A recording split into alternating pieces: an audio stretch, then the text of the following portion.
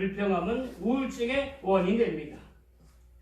이스라엘 백성들이 장막에서 통곡하며 울었던 사건을 생각하게 됩니다. 감사는 신앙생활의 기초이고 축복받는 삶의 비결입니다. 시편 69편 31절 32절을 보게 되면 내가 노래로 하나님을 찬송하며 감사함으로 하나님 위대하시다 하리니 이것이 솥불 굽이 있는 향소를 드림보다 여호와를 더욱 기쁘시게 함이 될 것이다. 예, 어떤 제물보다 어떤 예물보다 감사의 찬송을 드린 것을 하나님이 기뻐하신다는 것입니다. 하나님이 두 천사를 지상으로 내보내셨습니다. 그리고 그들에게 커다란 바구니를 가지고 가게 하셔서 세상에서 드려진 기도를 받아오라고 하나님께서 명령을 내십니다. 오늘 하루 동안 너희는 세상에 가서 그 기도를 바구니에다 가득 차게 받아오느라. 점때쯤 일을 마친 두 천사가 하나님께 그 기도의 바구니 들고 섰습니다. 한 천사의 바구니는 가득 차서 들 수 없을 만큼 무겁지만은 한 천사의 바구니는 아주 가벼워서 얼마 들어있지 않았습니다. 그래서 하나님이 가벼운 바구니 들고 있는 천사에게 물어봤습니다. 야, 너는 너의 바구니는 어째 이렇게 가벼우냐? 그랬더니 천사는 말하기를 하나님 세상에 있는 사람들이 대부분 이것을 해달라 저것을 좀 해달라는 기도만 드렸지 이렇게 해주셔서 감사합니다. 저래서 감사하다는 감사의 기도는 별로 하지 않습니다. 그래서 제 감사의 바구니는 텅텅 비어 있습니다. 마지막으로 성도는 교회에 성전에 올라가서 감사하며 기도하며 찬양해야 됩니다. 앞이 캄캄하고 마음이 답답하고 울적해질 때에 하나님의 교회에 올라가 감사 찬송해야 됩니다. 제가 언젠가도 그런 이야기를 드린 적이 있지만은 이날을 마침내고서 함께 복귀했던 목사님 지금은 성남에 가셨는데 그분이 토요일날 교회에 와서 교회를 쓸고 닦고 그러는데 쉬운 일이 아니죠. 교회 봉사하는 사람이 있으면 얼마나 좋겠습니까? 그러나 교회 봉사하는 사람이 없으니까 목사님이 혼자 쓸고 닦는데 쉬운 일이 아니죠. 그런데 마음속에서 엄난 게 일어나고 불평이 일어납니다. 그때 목사님이 찬송을 부르기 시작했습니다. 내 영혼이 은총이고 내 주를 가까이.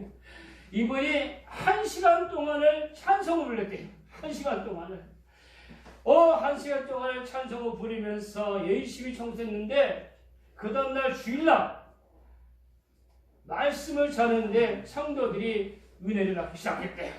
막 성령이 충만해가지고 감사 찬송을 1시간 동안 불렀더니 그 다음날 막 예배에 하나님께서 은혜를 주시더라라고 고백한 말씀을 더 많이 들었습니다.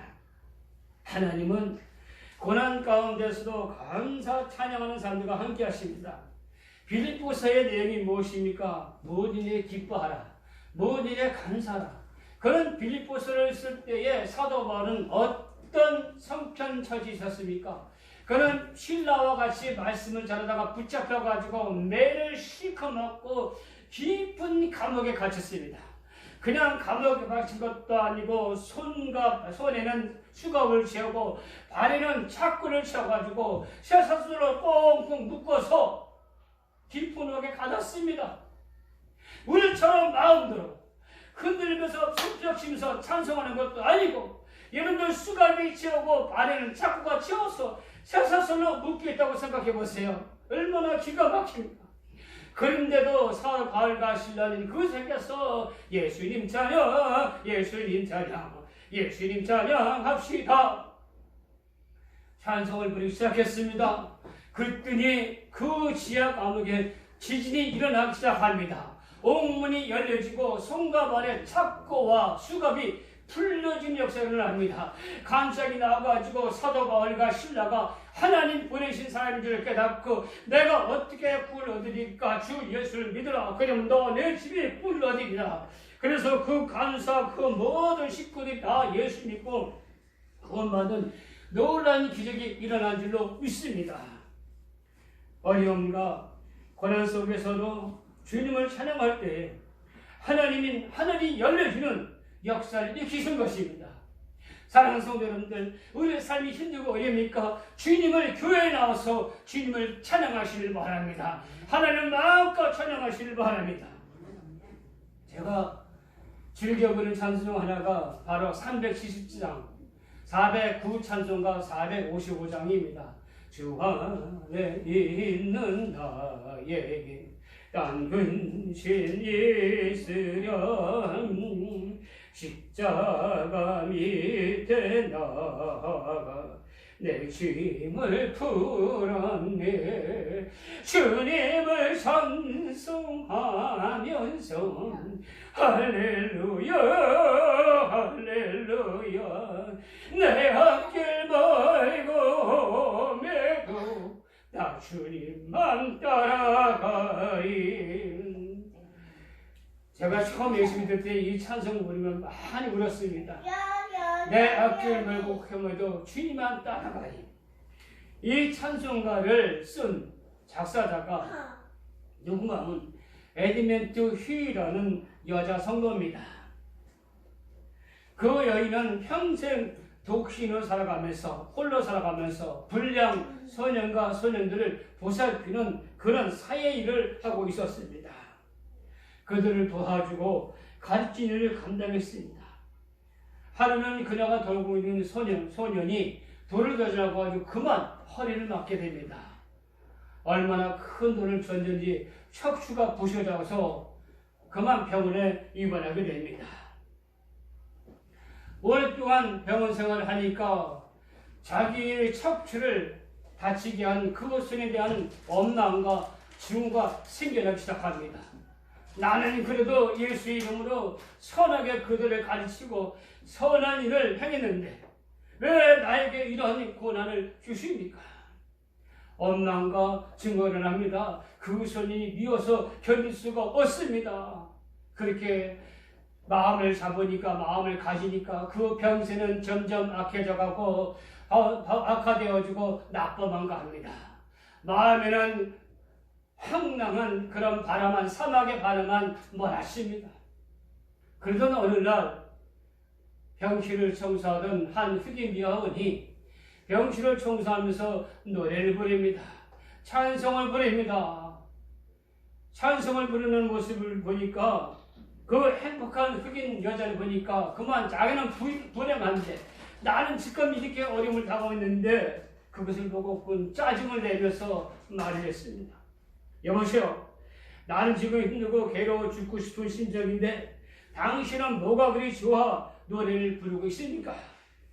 그랬더니 흑인 여인이 대답하기를 나는 힘들고 괴로울 때마다 때로 죽고 싶은 생각이 들 때마다 찬송을 부르며 모든 어려움을 이겨내고 있습니다. 그 여사는 그 말에 크게 감동을 받습니다. 그리고 그는 하나님께서 울면서 회개했습니다. 그리고 그 시간 자신도 모르게 찬송이 흘러나기 시작했습니다. 바로 그가 은혜를 받으면서 받은 찬송이 바로 370장의 주 안에 있는 나. 하나님께 대한 감사의 찬양은 고난과 시련 속에서 나를 건지는 능력이 있습니다. 하박국 선지자는 하박국 3장 17절 18절을 보게 되면 비록 무화과 나무가 무성하지 못하며 포도나무에 열매가 없으며 감람나무에 소출이 없으며 밭에 먹을 것이 없으며 우리 양이었으니 영양권에 소가 없을지라도 나는 여호와로 말미암아 즐거워하며 나의 구원의 하나님을 말미암아 기뻐하리로다. 성도는 믿음의 초막 교회에 와서 감사 기도하며 찬양할 때 비록 가진 것이 없어도 하나님 한 번을 즐거워하고 감사하는 성도가 될 때 참 신앙의 행복과 만족이 있는 것입니다. 시편 50편 23절에 봤으니까 감사로 제선 드린 자가 나를 영화롭게 하나니 그의 행위를 오피하는 자가 내가 하나님의 구원을 보이리라. 사랑하는 복된 교회 성도 여러분들요, 추수감사절은 과거에 나를 죄악 가운데 구원하여 주시고 오늘까지 성령으로 인도해 주시고 축복해 주신 하나님을 기억하고 감사하는 생활이며 매일의 삶 속에서 일어나는 모든 일에 대해 하나님 감사하는 생활을 살아가는 것입니다. 모든 것을 감사로 받아들이는 긍정적인 생각과 미래를 하나님께 온전히 맡기며 살아가는 하나님을 의지하는 삶을 살아가게 되는 것입니다. 그러므로 하나님의 교회에서 그분께 감사하고 그분의 이름을 소리내어 찬양 드릴 때 하나님은 기적의 삶으로 우리가 함께 하심을 보여주십니다. 오늘만 감사하는 생각이 아니라 내일도 모든 일에 감사하는 수가 되시기를 예수님의 이름으로 축원을 드립니다. 하나님 아버지 감사와 찬양을 드립니다.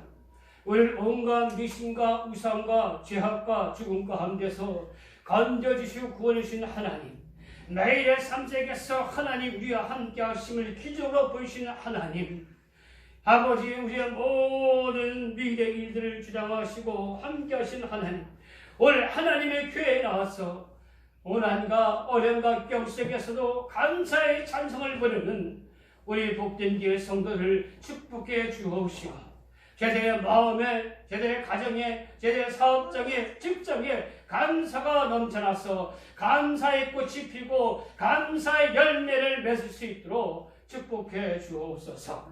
예수님의 이름으로 감사하며 기도드리옵나이다. 아멘.